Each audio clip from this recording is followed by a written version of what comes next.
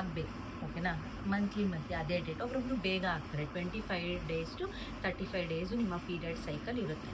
ಓಕೆನಾ, 35 ಡೇಸ್ವರೆಗೂ. ಒಬ್ಬರೊಬ್ರು 25 ಡೇಗೆ ಆಗಿಬಿಡ್ತಾರೆ. ನೋಡ್ಕೊಳ್ಳಿ.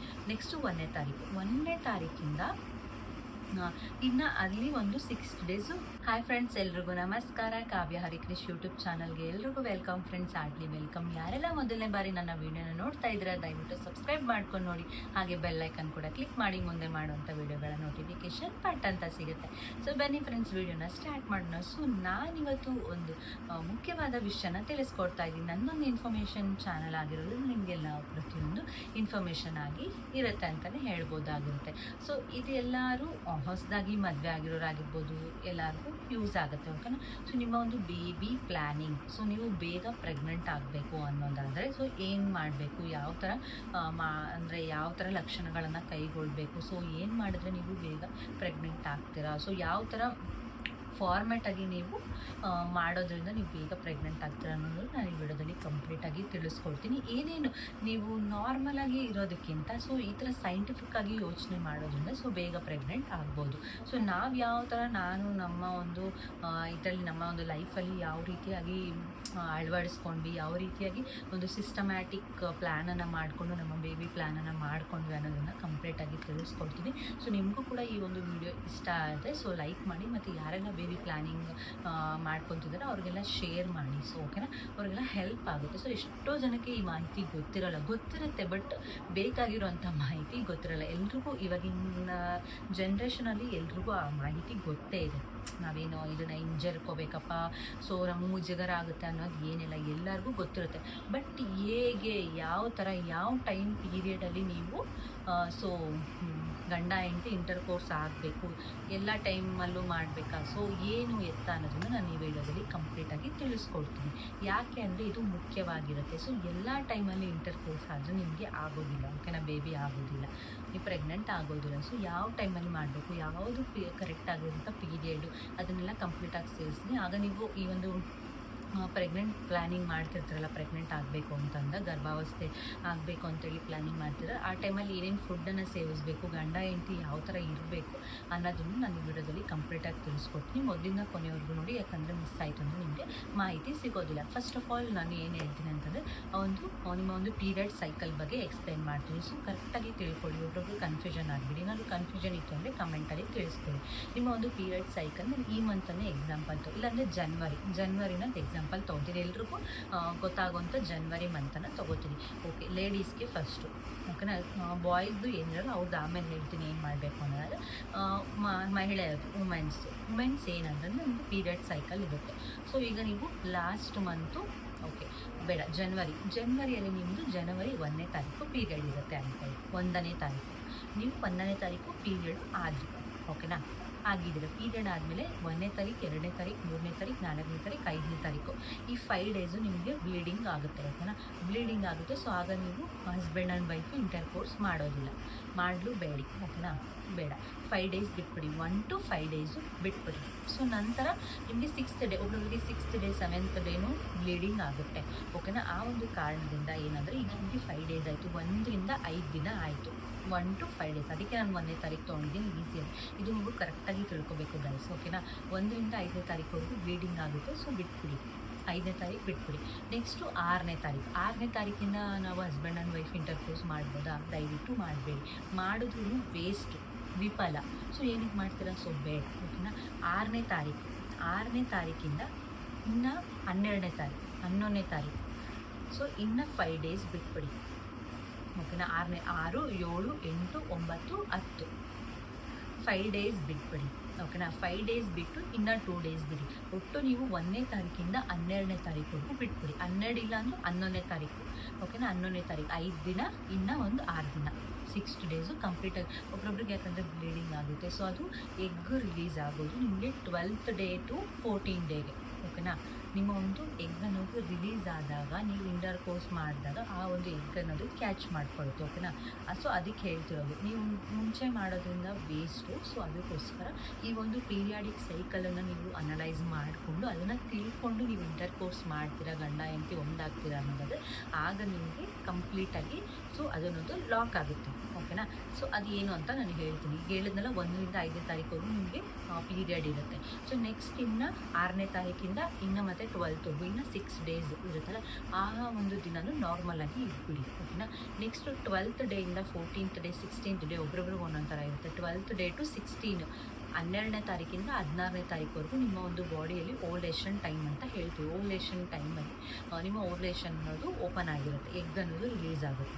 ಆ ಎಗ್ ರಿಲೀಸ್ ಆಗೋದಾಗ ನಿಮ್ಮ ಬಾಡಿಗೆ ಸ್ಪರ್ಮ್ ಅನ್ನೋದು ಹೋದಾಗ ಆ ಎಗ್ ಕ್ಲೋಸ್ ಆಗೋವರೆಗೂ ನಿಮಗೆ ಟೈಮ್ ಇರುತ್ತೆ. ಸೊ ಆ ಒಂದು ಟೈಮಲ್ಲಿ ನೀವು ಇಂಟರ್ ಕೋರ್ಸ್ ಮಾಡಿಕೊಂಡಾಗ ನಿಮಗೆ ಸ್ಪರ್ಮ್ಸ್ ಅನ್ನೋದು ಸ್ಟ್ರಾಂಗ್ ಆಗಿತ್ತು ಅಂತಂದರೆ ಅದು ಹೋಗಿ ಆ ಎಗ್ಗೆ ಲಾಕ್ ಮಾಡ್ಕೊಳ್ಳುತ್ತೆ, ಅದು ಇಟ್ಕೊಳ್ಳುತ್ತೆ ಅಂತ ಹೇಳ್ಬೋದು. ಅಲ್ಲಿ ಒಳಗಡೆ ಏನೇನಾಗುತ್ತೆ ಗೊತ್ತಿಲ್ಲ, ನಾನು ನಾರ್ಮಲ್ ಜನರಲ್ ಆಗಿ ಹೇಳ್ತಾ ಇದ್ದೀನಿ.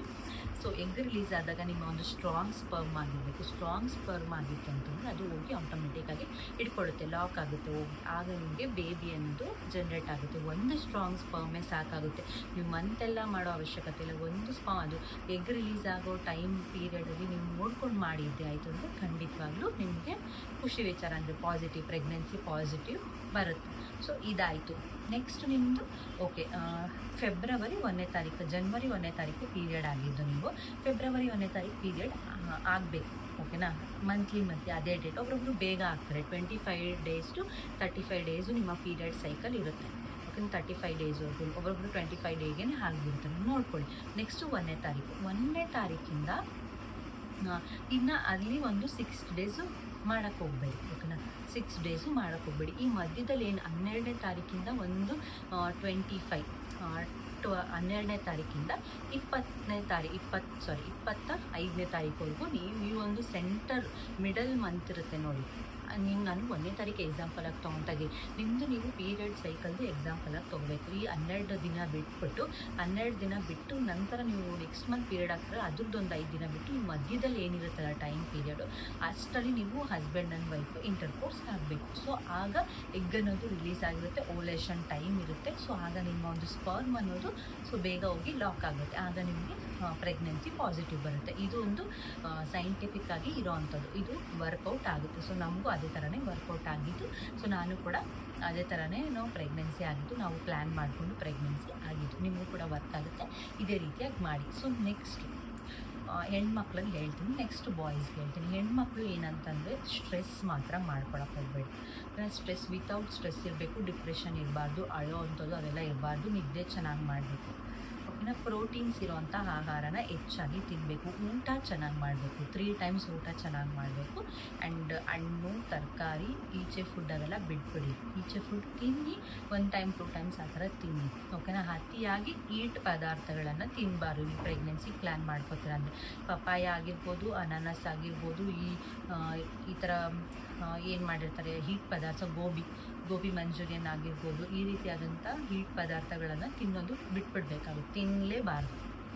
ಆ ಟೈಮಲ್ಲಿ ತಿನ್ನಲೇಬೇಡಿ. ಮತ್ತು ನಾರ್ಮಲಾಗಿ ಸ್ವಲ್ಪ ಕೂಲು ವಿಟಮಿನ್ ಸಿ ಇರೋವಂಥ ಫುಡ್ಡು, ನಿಮ್ಮ ದೇಹಕ್ಕೆ ನೀರಂಶ ಹೆಚ್ಚಾಗಿರುವಂಥ ಕಲ್ಲಂಗಡಿ ಹಣ್ಣು ಆಗಿರ್ಬೋದು, ಆ್ಯಪಲ್ ಆಗಿರ್ಬೋದು, ಮತ್ತು ಮೂಸಂಬಿ, ದ್ರಾಕ್ಷಿ, ಈ ಥರದನ್ನೆಲ್ಲ ಎಲ್ಲ ಹಣ್ಣುಗಳನ್ನು ತಿನ್ನಿ. ತರಕಾರಿ, ಸೊಪ್ಪು ಅದನ್ನೆಲ್ಲ ನೀವು ತಿನ್ಕೊತಾ ಹೋಗ್ಬೋದು. ಡ್ರೈ ಫ್ರೂಟ್ಸನ್ನ ಅತಿ ಹೆಚ್ಚಾಗಿ ತಿನ್ನಿ, ಪ್ರೋಟೀನ್ ಲೆವೆಲು. ಮೊಟ್ಟೆಗಳನ್ನು ತಿನ್ನಿ, ಹಾಗೆ ನಾನ್ ವೆಜ್ಜನ್ನು ತಿನ್ನಿ. ಸೊ ಕೊಬ್ಬು ಮಟನ್ ಸ್ವಲ್ಪ ಕಂಟ್ರೋಲ್ ಮಾಡಿ, ಕೊಬ್ಬಿರೋ ಅಂಥ ಅಂಶ ಬೇಡ. ಬೇರೆ ನಾರ್ಮಲ್ ಚಿಕನ್, ಫಿಶ್ಶು, ನೀವು ಬೇರೆ ಏನೇನು ತಿಂತೀರೋ ಅದನ್ನೆಲ್ಲ ತಿನ್ಬೋದು. ಇದು ಲೇಡೀಸ್ಗೆ. ಸ್ಟ್ರೆಸ್ಸನ್ನು ಕಡಿಮೆ ಮಾಡ್ಕೋಬೇಕು, ಸ್ವಲ್ಪ ವ್ಯಾಯಾಮ ಮಾಡಿ, ವಾಕಿಂಗನ್ನು ಮಾಡಿ. ಸೊ ಇದು ನಿಮಗೆ ಯೂಟ್ಯೂಬ್ಗಳಲ್ಲಿ ಸಿಗುತ್ತೆ. ಸೊ ಪ್ರೆಗ್ನೆನ್ಸಿ ಪ್ಲ್ಯಾನಿಂಗ್ ಮಾಡ್ತಿದ್ರೆ ಯಾವ್ಯಾವ ವ್ಯಾಯಾಮ ಮಾಡಬೇಕು ಅಂತ ಅದನ್ನು ನೀವು ಕಂಪ್ಲೀಟಾಗಿ ಮಾಡ್ಕೋಬೇಕಾಗುತ್ತೆ. ಸೊ ನೀವು ಇಂಟರ್ ಕೋರ್ಸ್ ಮಾಡಬೇಕಾದ್ರೆ ನಿಮ್ಗೆ ಯಾವುದೇ ರೀತಿಯಂಥ ಸ್ಟ್ರೆಸ್ ಇರಬಾರ್ದು, ನಾರ್ಮಲಾಗಿ ಇರಬೇಕು, ಫೀಲ್ ಇರಬೇಕು. ಇಬ್ರಿಗೂ ಫೀಲ್ ಇದ್ದಾಗ ನಿಮಗೆ ಒಂದು ಸ್ಪರ್ಮ್ಸ್ ಅನ್ನೋದು ಸ್ಟ್ರಾಂಗಾಗಿ ಇರೋಕ್ಕೆ ಸಾಧ್ಯ. ಈ ಫುಡ್ಡೆಲ್ಲ ತಿಂದಾಗ ಸ್ಪರ್ಮ್ ಅನ್ನೋದು ಸ್ಟ್ರಾಂಗ್ ಇರುತ್ತೆ. ಇದು ಲೇಡೀಸ್ಗೆ. ನೆಕ್ಸ್ಟು ಜೆಂಟ್ಸ್ಗೆ ಬರೋದಾದರೆ, ಹುಡುಗರಿಗೆ ಬರೋದಾದರೆ ಅವ್ರು ಏನು ಮಾಡಬೇಕು ಅನ್ನೋದು, ಅವರು ಕಂಪ್ಲೀಟಾಗಿ ಸ್ಟ್ರೆಸ್ ಫ್ರೀ ಇರಬೇಕು. ಒಳ್ಳೆ ಲೇಡೀಸ್ಗಿಂತ ಜೆಂಟ್ಸು ಒಳ್ಳೆ ಉತ್ತಮವಾದಂಥ ಆಹಾರನ ತಿನ್ನಬೇಕಾಗುತ್ತೆ. ಅತಿ ಹೆಚ್ಚಾಗಿ ಏನು ತಿನ್ನಬೇಕಾಗುತ್ತೆ ಅಂದರೆ ಡ್ರೈ ಫ್ರೂಟ್ಸಲ್ಲಿ ಅವರು ಗೋಡಂಬಿನ ಹೆಚ್ಚಾಗಿ ತಿನ್ನಬೇಕಾಗುತ್ತೆ. ಸ್ಪರ್ಮ್ ಬಿಲ್ಡ್ ಆಗೋಕ್ಕೆ ಗೋಡಂಬಿ ಅನ್ನೋದು ಹೆಚ್ಚು ಮುಖ್ಯ ಕಾರಣ ಆಗುತ್ತೆ. ಹಾಗೆ ನೀವು ಇದರಲ್ಲೆಲ್ಲ ತರಕಾರಿಗಳಲ್ಲೆಲ್ಲ ಆನಿಯನ್ನನ್ನು ಅತಿ ಹೆಚ್ಚಾಗಿ ತಿನ್ನೋದ್ರಿಂದ ಕೂಡ ಸ್ಪರ್ಮ್ಸ್ ಅನ್ನೋದು ನಿಮಗೆ ಬಿಲ್ಡ್ ಆಗುತ್ತೆ. ಆನಿಯನ್ನು ಗೋಡಂಬಿಯನ್ನು ಜಾಸ್ತಿ ತಿನ್ನಿ. ಸೊ ಆಗ ನಿಮಗೆ ಸ್ಪರ್ಮ್ಸ್ ಅನ್ನೋದು ಬಿಲ್ಡ್ ಆಗುತ್ತೆ, ಸ್ಟ್ರಾಂಗ್ ಆಗುತ್ತೆ. ಆಗ ನಿಮ್ಮ ಒಂದೇ ಇದರಲ್ಲಿ ನಿಮಗೆ ಪ್ರೆಗ್ನೆನ್ಸಿ ಪಾಸಿಟಿವ್ ಬರೋವಂಥ ಚಾನ್ಸಸ್ ಇರುತ್ತೆ. ಬಟ್ ನಿಮ್ಗೆ ಗೊತ್ತಾಗಲ್ಲ.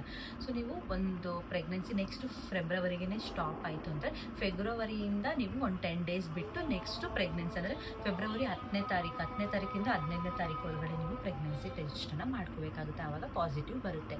ಸೊ ಬಾಯ್ಸು ಅದೇ ಹೇಳೋದ್ನಲ್ಲ, ಗರ್ಲ್ಸ್ಗೆ ಏನೇನು ಹೇಳೋದ್ನಲ್ಲ ಅದೇ ಥರನೇ ಅವರು ಸ್ಟ್ರೆಸ್ ಫ್ರೀ ಇರಬೇಕಾಗುತ್ತೆ. ಸೊ ಸ್ಟ್ರಾಂಗ್ ಆಗಿರಬೇಕಾಗುತ್ತೆ. ಆ್ಯಂಡ್ ಒನ್ ಮೋರ್ ಥಿಂಗ್, ನಾನು ಹೇಳಿದ್ನಲ್ಲ ಆ 2 ಪದಾರ್ಥಗಳನ್ನು ತಿನ್ನಬೇಕಾಗುತ್ತೆ. ಇನ್ನೆಲ್ಲ ನಾರ್ಮಲಾಗಿ ಅತಿ ಹೆಚ್ಚಾಗಿ ವಿಟಮಿನ್ ಇರೋಂತಹ ಫುಡ್ಗಳನ್ನು ತಿನ್ನಬೇಕಾಗುತ್ತೆ. ಮತ್ತು ಏನು ಪ್ರೋಟೀನ್ ಇರೋಂಥ ಫುಡ್ಗಳನ್ನು ತಿನ್ನಬೇಕಾಗುತ್ತೆ. ಡ್ರೈ ಫ್ರೂಟ್ಸನ್ನು ತಿನ್ನಿ, ಮತ್ತು ಒಳ್ಳೊಳ್ಳೆ ಕಾಳುಗಳು, ಮೊಳಕೆ ಕಾಳುಗಳನ್ನು ತಿನ್ನಿ. ಮೊಳಕೆ ಕಾಳುಗಳನ್ನು ತಿನ್ನೋದ್ರಿಂದ ಕೂಡ ನಿಮಗೆ ಬಾಡಿಗೆ ಸ್ಟ್ರೆಂತ್ ಸಿಗುತ್ತೆ. ಮೇಯ್ನಾಗಿ ಇಬ್ಬರು ಮೆನ್ ಆ್ಯಂಡ್ ವುಮೆನ್ ಇಬ್ಬರು ಸ್ಟ್ರೆಂತ್ ಆಗಿರಬೇಕು. ಸೊ ಈ ಥರ ಎಲ್ಲ ಮಾಡಿದಾಗ ನಿಮಗೆ ಕಂಪ್ಲೀಟಾಗಿ ಅನಿಸುತ್ತೆ. ಅದ್ರ ಜೊತೆಗೆ ದೇವರ ಆಶೀರ್ವಾದನೂ ನಮ್ಮಲ್ಲಿ ಇರಬೇಕಾಗುತ್ತೆ. ದೇವರ ಆಶೀರ್ವಾದ ಕೊಟ್ಟಾಗ ನಮಗೆ ಖಂಡಿತವಾಗ್ಲಿ ಪಾಸಿಟಿವ್ ಆಗಿ ರಿಸಲ್ಟ್ ಅನ್ನೋದು ಸಿಗುತ್ತೆ ಅಂತಲೇ ಹೇಳ್ಬೋದಾಗಿರುತ್ತೆ. ಈ ಒಂದು ಸಿಸ್ಟಮ್ಯಾಟಿಕ್ ಆಗಿ ನೀವು ಟ್ರೈ ಮಾಡಿದಾಗ ಖಂಡಿತವಾಗ್ಲೂ ಸಕ್ಸಸ್ ಆಗುವಂಥ ಚಾನ್ಸಸ್ ಇರುತ್ತೆ. ನಮಗೂ ಕೂಡ ಅದೇ ಥರ ಸಕ್ಸಸ್ ಆಗಿದ್ದು. ಸೊ ನೀವು ಕೂಡ ಇದೇ ಥರ ಸಕ್ಸಸ್ ಕಾಣಬೇಕು ಅಂದರೆ ನಾನು ಹೇಳಿರೋಂಥ ಪಾಯಿಂಟ್ಸ್ಗಳನ್ನು ಫಾಲೋ ಮಾಡಿ. ಸೊ ನಿಮ್ಮ ಒಂದು ಲೈಫ್ ಸ್ಟೈಲ್ನ ಚೆನ್ನಾಗಿ ರೂಪಿಸ್ಕೊಳ್ಳಿ. ಆಗ ನಿಮಗೆ ಖಂಡಿತವಾಗ್ಲೂ ಪ್ರೆಗ್ನೆನ್ಸಿ ಪಾಸಿಟಿವ್ ಬರುತ್ತೆ. ಸೊ ಈ ವಿಡಿಯೋನ ಎಲ್ರಿಗೂ ಶೇರ್ ಮಾಡಿ. ಯಾರ್ಯಾರೆಲ್ಲ ಪ್ರೆಗ್ನೆನ್ಸಿಗೆ ಟ್ರೈ ಮಾಡ್ತಿದ್ದಾರೆ ಅವ್ರಿಗೆಲ್ಲ ಶೇರ್ ಮಾಡಿ. ಆ್ಯಂಡ್ ಈ ವಿಡಿಯೋ ಇಷ್ಟೊತ್ತು ನೋಡಿದ್ದಕ್ಕಾಗಿ thank you so much. Video ಇಷ್ಟ ಆದರೆ ಲೈಕ್ ಮಾಡಿ, ಶೇರ್ ಮಾಡಿ, ಕಮೆಂಟ್ ಮಾಡಿ. ಮುಂದಿನ ಹೊಸ ವಿಡಿಯೋದೊಂದಿಗೆ ಸಿಗ್ತೀನಿ. Take care, bye, love you all.